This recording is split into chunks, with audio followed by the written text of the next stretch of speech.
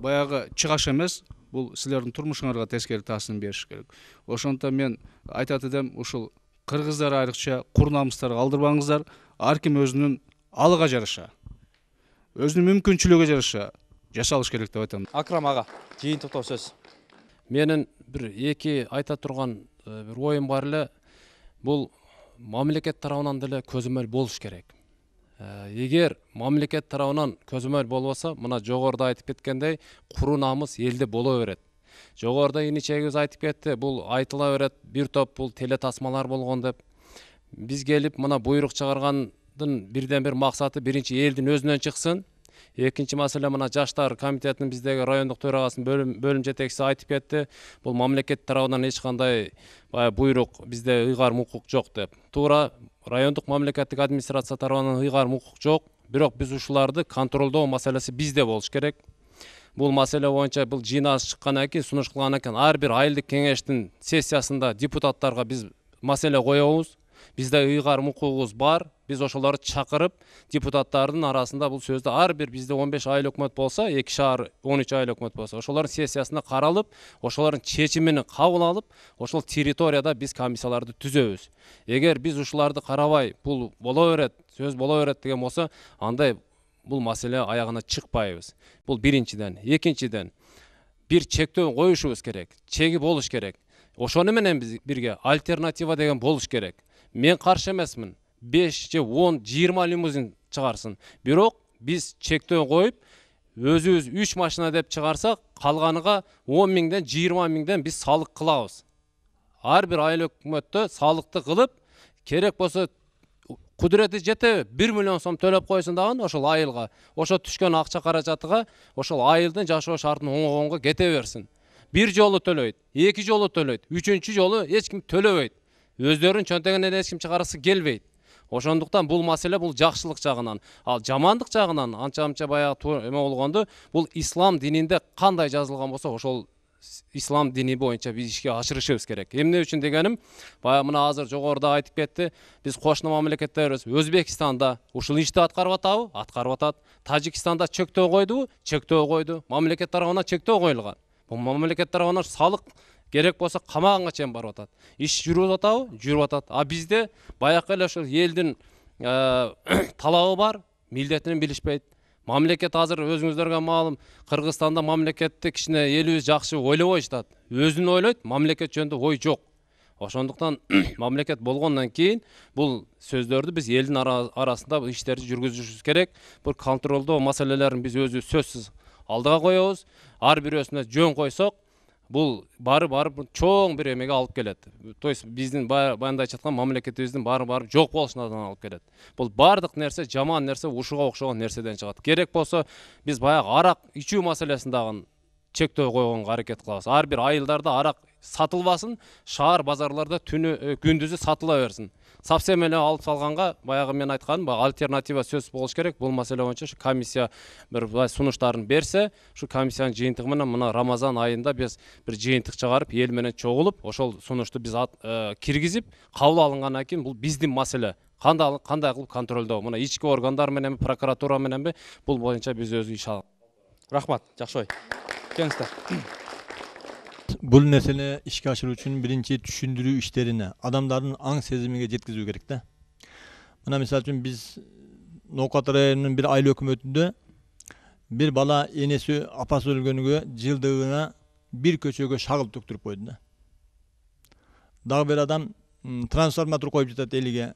Ошонун сооп тиетинен. Мына эгер биз адамдарга сооп эмне экендигин түшүндүрүшүбүз керек. Айрыкча жаштарга жеткизүүбүз керек, мисалы үчүн той маселелерине. Ал эми жана өлүм житим деген нерселерди сооп дей турган болсок, сооп дайым тийип тура турган сооптор бар. Бир эле адамдардын курсагын тойгозуп, үйгө баргандан кийин кайра чай иче турган сооп эмес. Көпчүлүккө дайым тийип тура турган, жылдап, 10 жылдап, 100 жылдап тие турган сооптуу иштер бар. Мына мисалы үчүн водопровод бар. Ким ата-энеси өлгөн болсо, сооп тие турган болсо, бир көчөгө крантарды отургузуп койсун, мына сооп. Жолдорго шагыл төктүрүп койсун, мына сооп. Кышында чырактан кыйналабыз көпчүлүк. Бир трансформатор коюп койсун, ар бир түйүн күйгөн чырактан, лампочкадан сооп тиет. Тирүүлөр пайдаланат, өлүктөргө сооп тиет. Биз түшүндүрүү иштерини жеткизишибиз керек. Mına ушундай иштерде кыздарыбызга дагы, балдарыбызга дагы, айрыкча жаштарга себеп келечек жаштардыки. Карыган адамдарды мен тажрыйбада көргөнүм. Карыган адамды канчалык тарбиялаган болсоңуз, же үйдөн чыга албайт экен, же кетип калат экен. Ошондон түшүндүрүү иштерин көрө жеткизишибиз керек. Жанагы келин албайлы королева кийгени 10 000 сомдон кем эмес, $1000 чейин көйнөк. Марли көйнөк. Ошо келинди кукладай кылып чыгарабыз. Оны американский президент менен турган Линкольнго мингизебиз. Кээ бирлери вертолет менен алып келет дейт уже. Жакында ракета менен бир айланып келет болсо жерин жүзүн. Кыргыздын кызы. Но ошондой нерсени үйрөнбеш керек. Башка элдин бир өнөрүн. Бул вечер, свадьба деген орустун сөзү. Ошо нерсе бизге кирип кетти. Берде азыраак болуш керек. Биз жакта тойганалар илгерки кыргыздын ханы көрбөгөн той, хан сарайлар бар. Ошо жерде жанагы 17-18 кыздарга, ошо 19-20 балдарга той өткөрүлөт. Миллион менен, миллион сомдоп кетет акчалар. Ошо биз экинчиден эң баш болбой эрежени караш керек, эреже менен жашаш керек. Када деген эреже. Ой, Көчөрбай 3 кой союптур, мен 4 кой союм. Тети Камчөк 5 кой союптур, мен 6 кой союм деп. 100 кой союптур өткөндө бирөө. Бизде бирөө $22,000 өткөрүптү тойду. $22,000 деген 1 миллиондон ашык сом. Анын айтат дейт, мурдараак болгондо будан да жакшыраак өткөрдүм деп. Ар бир келген кишиге телевизор, үтүк да бир нерсе бериптир, ар бир келген кишиге. Мына ошондой канча жыл барып Россияда иштеп, бүт барын чачып атат. Мына биз ошондой болбош керек. Бул шариатта өзүн көргөзүү тыюу салынган, ширк дейт. Бул арам бул. Менсинүү, мен деген сөз арам. Шариатта мен деп өзүн кыйын көргөзүш бирөөлөргө. Бул башкаларды базынтуу дейт. Ошо менсинүү болбош керек. Мен тигиден кыйынмын, мен тигиден кем эмесмин деген бизде чоң күнөө болуп эсептелет.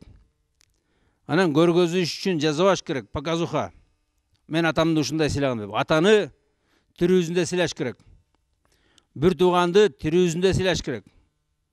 Бир тууганга тирүүзүндө баргыла, бир тууганга тирүүзүндө жардам бергиле, чайыңарды тирүүзүндө бергиле, өлгөндөн кийин бербей.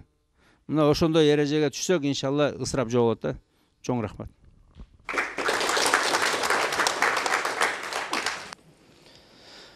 Урматтуу теле көрүүчүлөр жана радио угуучулар, бизге бөлүнгөн убакыт бөлүнүп, сиздер менен биз бүгүн ушул Кадамжайдын жалпы журту менен ысырапкерчилик жөнүндө сүйлөштүк.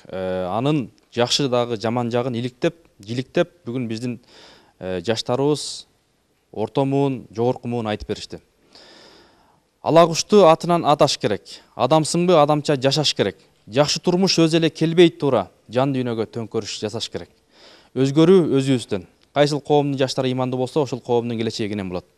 Кадамжай районунун акими Акрам Мадумаров мырзага чоң ыраазычылык билдиребиз. Жаштар сүйлөсүн теле долбоору берекелүү Баткен областына караштуу Кадамжай районунан коштошот. Кийинки эфирден жолугушканга чейин саламатта калыңыздар.